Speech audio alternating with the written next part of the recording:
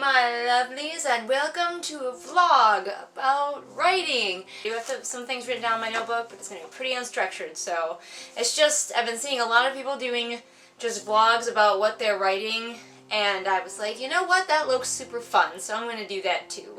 So this is mostly going to be about Boots, my current work in progress, and if you have any questions about Boots or any of my other books, just let me know. So Boots is a retelling of Puss in Boots. I'm sure you're all familiar with that classic story. This is going to be nothing like the DreamWorks version, so erase that from your mind. This is a completely different version that I came up with. I really like the story of Puss in Boots, and I was saying to myself, like, how can I flesh this out and how can I make this more interesting, and like, why? I always, asking myself questions why. Like, why is the miller's son so unfortunate and he doesn't even get a name in the original story, and why is the cat this, and why is the ogre that? And so that just got me started, and I decided, you know what, I'm just gonna do a full Puss in Boots retelling. Right now, I believe I'm a little bit over halfway. I might end up being not quite halfway, because I'm a pantser, and so pleasant surprises abound, and this book might end up being longer than I thought it would. But right now, I have 64,439 words written. I'm challenging myself a little bit with Boots because I like to do something new in each of my books, a little something new to challenge myself as a writer. My first book was pretty straightforward, zombie book. My second book, however, I decided to have a male protagonist, which I don't really do very much, and also do it from a first-person point of view, which I don't really do, so that was a challenge. And now in Boots, I'm going to do something else that I don't normally do, and that is switching characters' perspectives, because I prefer to write and read in the perspective, very close type perspective of a single character. So you only know what that character knows.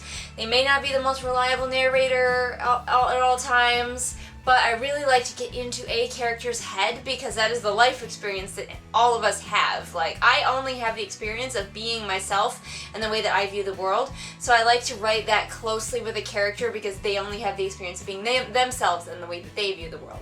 That's just the way that I prefer to write. However, I'm challenging myself to do that 3 times over with this book, and it's going to actually, it's not going to switch back and forth all the time. It's going to be split into 4 sections instead of traditional chapters, and those sections are going to follow the cat, Levi the miller's son, the Princess Joanna, and then the cat again. So that's the way it's going to be structured. I'm really having fun. I've already gotten through the cat, Levi, and now I'm in Joanna's section, and I'm really liking meeting these new characters. It's almost like starting the book all over again, so it's cool and it's a challenge for me, and that's going to be really fun. A little bit about the characters, as I said, Boots is the cat. I can't tell you too much about him because spoilers, but it's going to be a little bit different from what you're used to from a Puss in Boots story, but you still get the cat, a very important character. We have Levi, who is the miller's son. In my story, he gets a name. Levi has, again, something spoilery about him that makes him really sort of an unfortunate, he's kind of a whoopee, he's kind of a cinnamon roll. I love him, he's darling. He's just this sort of pleasant, unfortunate doofus wandering around with his cat. And then we have Joanna, who is the princess, because, again, in the original story, the princess didn't really get a name or a character either. Joanna is turning out to be really cool. She is really a badass. She knows what she wants, and she is determined to succeed with what she wants in her life, no matter what her family puts on her. Her best friend is Lyle, who is her bodyguard, and Lyle is another amazing character. He's kind of, Joanna can be very impulsive, and Lyle is her grounding force, and together they equal a very successful person. And then of course we have the ogre, who is the villain, and I cannot reveal very much about the ogre at this time. You're just gonna have to read it when it comes out. But let's just say the ogre is more than just an ogre, and it has a great impact on the rest of the world. We deal with magic, we deal with gods, we deal with a curse going on. Yeah, there's a lot going on in this telling of Puss in Boots. I don't think anybody's going to be able to just guess the direction I'm taking it. It'd be interesting if you can. I'm not going to tell you whether you're right or wrong in the comments, but go ahead and try and guess. So I guess we can talk a little bit about how I write, even though I've kind of talked about that in the million bazillion writer tags that I have on my channel. Seriously, go check them out. They're all in a playlist. It's great stuff. But let's talk a little bit about how I write. I am a pantser. I make an idea for a story in my head. I often talk it out with my husband a little bit, and I know how it begins, and I know how it ends, and I know a couple of key points that we need to hit in the middle, and that is it. And that sets me up for a lot of really fun surprises. That means I get to meet characters I wasn't expecting. That means I get to find out about things about characters that I didn't plan, which I love. Joanna, for example, I've started writing her section, and she's turning out to be different than I thought she would be, and I love it. I love being surprised like that. I don't like having everything nailed down when I start a story. I do think, however, that it is very important to know at least your beginning and your end and a couple of key points. Some people don't even need that, but I do. If you are one of those people who maybe has trouble ending your books, I have some help for you with that. There is a vlog for that, links in the doobly-doo. I don't use any complicated writing programs for my books. I don't use, Scrivener or whatever everybody else uses. I use openoffice.org, which is a free downloadable office program. I just use the Word program. I don't use anything fancy or special. The most I do is highlight certain lines when I need to go back and do some research on it.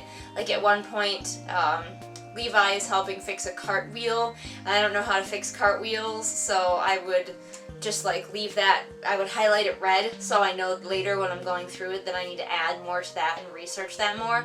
But that's about as much as I do as far as anything special. I will edit as I go sometimes, so if I think of something or something doesn't match up anymore, I'll go back and I'll fix it.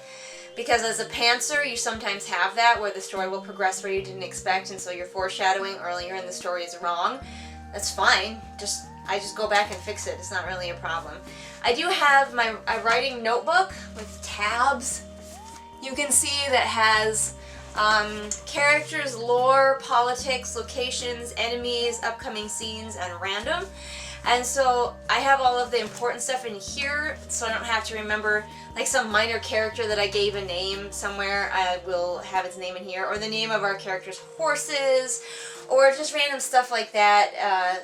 And this I use for a lot of different books, not only Boots, but that's really helpful to have for me as a pantser, because I just kind of fly along and I'll be like, oh, I just named another character, better write that down in my notebook. Something else that I've noticed a lot of writers do and I don't do is jump scenes. Some people will just write whatever scene they're inspired to write that day, whatever they've been looking forward to, they just write it and then they fill in the rest later. And I don't think that that would work very well for me. I've never done it that way, really, and I think that the way that I do it works better for my brain, because if there's a scene that I'm really looking forward to writing, it makes me want to write the rest of the book to get to that scene. It's really motivating for me to have scenes that I know that I'm looking forward to writing in the future. It really helps me keep writing and keep writing the rest of the book. I feel like if I only wrote the scenes that I was excited about that day, then I would have to then go back and write all the boring scenes that in between, and I mean, none of them are boring, but maybe boring to me. Maybe I'm not as excited about, the necessary scenes in between, and it would be no fun. So I definitely prefer writing my book in order and looking forward to and using the upcoming scenes to motivate myself to keep writing. I also write one book at a time. I am super jealous of people who can write 4 books at a time, and they can jump back and forth between these books and they're just fine and it works for them, and I hate that. You guys, I hate that you can do that, because I have to be very disciplined with myself. I have learned that I will not finish books if I do that. And I'm interested in finishing books. And so I have to write one book at a time.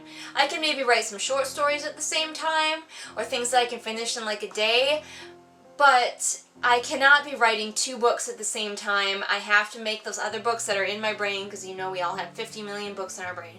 They have to wait on the back burner until I'm finished with the one that I'm working on right now. I wish I had your power to write multiple books at the same time. I don't have it. So I guess it's a little bit about me, a little bit about Boots. Some of you have probably already seen a lot of the concept art I've been doing for Boots, but if you stick around, I'll throw it on the end of this video anyway in case you wanted to check it out. I am an artist, so I love to do a lot of concept art for my stories, and I'm always drawing my characters or creating them on video game character creation things. Is just something that I do. I know a lot of people use Pinterest and stuff like that. I don't do anything complicated. I don't have any color swatches, and I don't have a lot of complicated stuff for my characters other than just drawing their pictures. And if I write a scene, I'll maybe draw them afterwards. So look forward to seeing that at the end of this video. If you haven't, maybe there'll be some new ones you haven't seen in there. That'll be fun. And if you have any questions about boots, or any questions about any of the other things that I'm writing, or any questions about writing in general, comment below and let me know. Heck, I might even do a video about it. So that'll be awesome. And as always, if you enjoyed what you saw here, you should share it with your friends, because friends like sharing. Sharing is caring. Plus, it helps me out, and you must like me at least a little bit, I assume. Anyway, I will see you guys next time for whatever video I happen to be doing next time. Bye!